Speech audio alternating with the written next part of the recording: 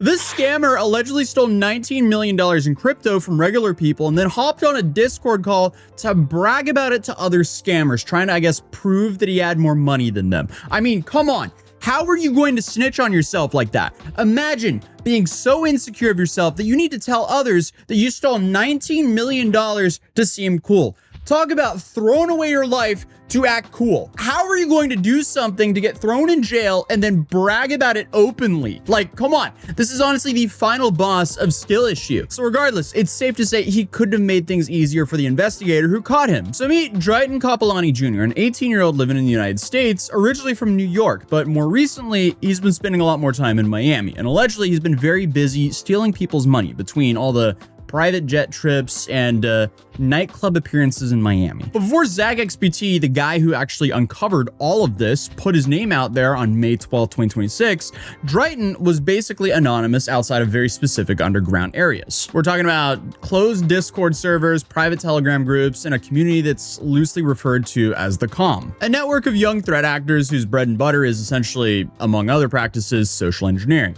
which is, I guess, tricking and convincing people to give access to their crypto wallets rather than doing any like computer wizardry. What is ironic about his name, Drayton, it sounds a lot like Dritten in Norwegian. Dritten in Norwegian would be like the kid. It's not spelled correctly, but it's definitely fitting. So within those circles, Drayton apparently had a bit of a reputation because while basically everyone around him kept, I guess, getting picked off one by investigators, he kept walking away clean. And the reason, I guess, was pretty straightforward. Drayton was a minor, and law enforcement tends to do slow walking cases involving juveniles. So while the people around him were facing federal complaints, Drayton was essentially operating with a little bit of a plot armor this whole time. But unfortunately for him, that whole plot armor came with an expiration date as he turned 18. So on April 23rd, 2026, Drayton joined a Discord voice call. And I guess this is like the kind of calls where a bunch of scammers go band for band. Essentially, it's just kind of like a bragging competition where threat actors get on call and try to outflex each other by showing off how much money they're sitting on. Like, come on, guys, this is like the perfect scenario for any investigator. Like, how stupid are we, guys? This is literally like robbing a bank, then showing up to a local bar and going, look at all this cash I got from the bank branch down the road. But I guess during this particular call, Drayton decided to screen share his Exodus wallet, and the balance on the screen was something around $3.68 million. And he was showing off this wallet to prove he had more than the other guys in the call. Yeah, bro. That is. Bro, look at my screen share, bro. Yeah, bro. Is he showing money? Hold up. MMG, send me a screenshot on Telegram. Yo, bro. Yo, Justin Sam. Yo, Justin Sam and AJ. Yo, Justin Sam and AJ. Look at my screen shares. It's love to talk about me. Look at my screen share. Who is that? Look at my screen share, bro. Broadcast. Broadcast. Now, Exodus is a crypto wallet app, and it also allows you to record your portfolio age, meaning it shows how long the wallet has existed. So when ZachXBT later got a hold of the wallet details, something jumped out immediately. The portfolio age at the time of the call was just 1 month and 8 days. But not only that, the wallet had also been created right around the same time of a massive theft that Zach had already been tracking. And I guess the highest balance ever recorded on that wallet was $5.3 million. And that was apparently logged on March 15, 2026, the day after the theft took place. So one could say that's a little bit of a coincidence. So here's what Zach traced back. So on March 14, 2026, someone lost 185 Bitcoin through a social engineering attack. At the time, those 185 Bitcoin were worth roughly $13 million.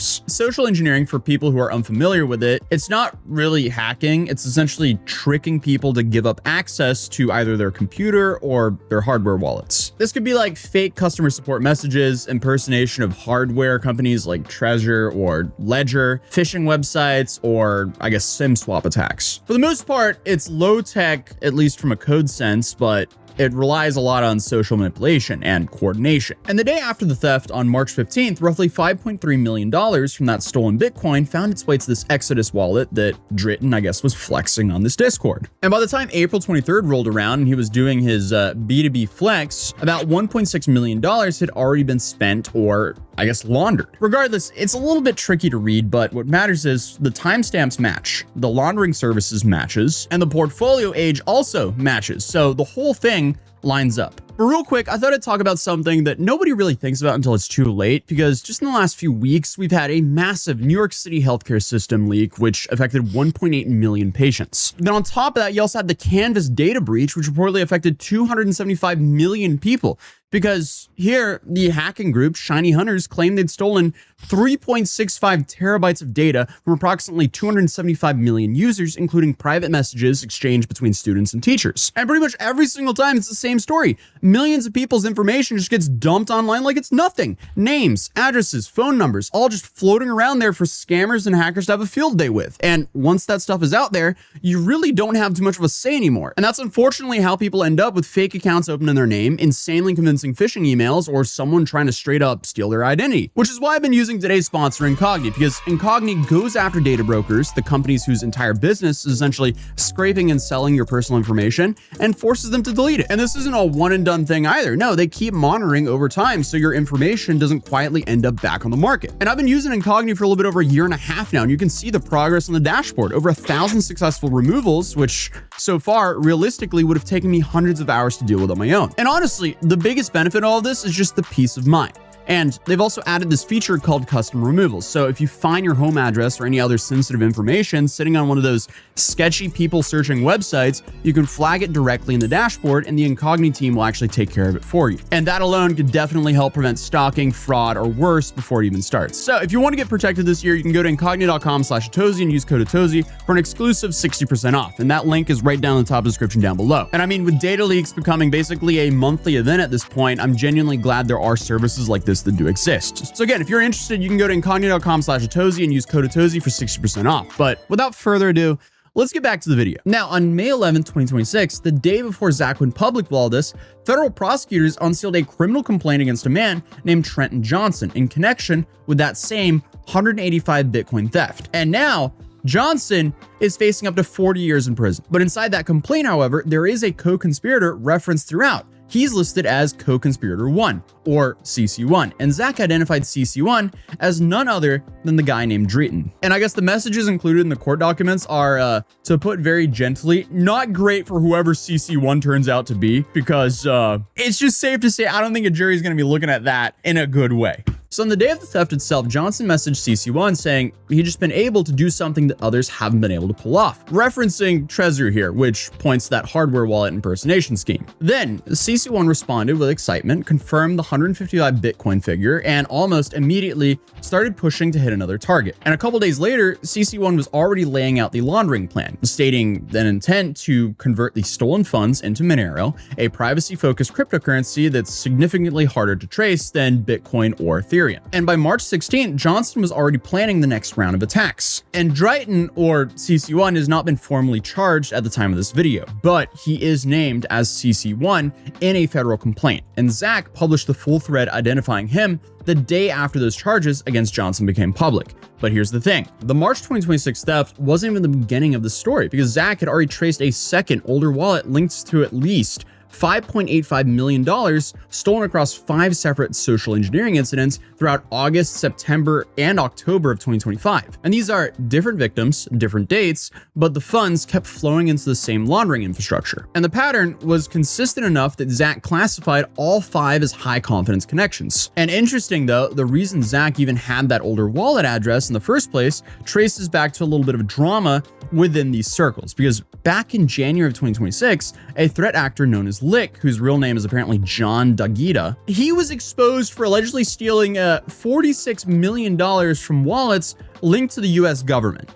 I mean, the amount of money these guys are stealing is just absolutely insane. I mean, these young kids are essentially putting bank robbers to shame with these heists. But still, they're somehow dumb enough to go onto these Discord servers and flex on each other and start beef with these other thieves who clearly are not going to keep all these chats anonymous. Regardless, though, that investigation led to Dagita's arrest. But before all that happened, Dagita and Drayton, they'd also been known for doing the whole band for band Discord calls against each other. And I guess after a fallout from Zach's investigation into Dagita began, he apparently posted one of Drayton's older wallet addresses in a Telegram message. And that message has since been deleted, but unfortunately that was enough and screenshots were made. So Zach pulled the address and verified it matched the same laundering patterns, and that opened up a whole new trail to those 5 additional 2025 thefts. So combined with the whole 185 Bitcoin theft, the total amount that's tied to Drayton lands at about $19 million.